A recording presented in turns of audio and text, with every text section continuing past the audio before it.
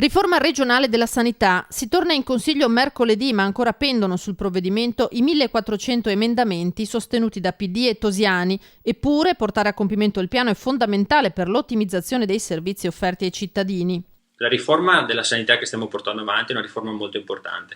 Il nostro obiettivo è quello di arrivare alla riduzione sensibile del numero delle ULSS, da 21 attuali alle 9, quindi una per provincia più una per Bassano e una per il Veneto orientale, territori che hanno bisogno di una peculiarità e di un'indipendenza particolare. Il PD però ha ottenuto di poter discutere il tema senza limiti di tempo e questo ha comportato pesanti conseguenze. Quindi noi siamo da giugno bloccati da questa opposizione che non ha a cuore la cura dei veneti, solo per portare avanti, per non far arrivare alla fine questa riforma. Noi questa riforma vogliamo farla arrivare alla fine, vogliamo che venga approvata per il bene del Veneto, perché c'è bisogno di risparmiare dal punto di vista della burocrazia e di poter dare sempre più cure ai veneti. D'altro canto, ricorda Villanova, l'azione di razionalizzazione della sanità si è resa necessaria anche perché il governo ha stretto i cordoni della borsa rispetto al Veneto. Ricordiamoci che anche quest'anno il governo Renzi ha tagliato 290 milioni di euro alla sanità veneta, quindi noi facciamo gli sforzi affinché si possano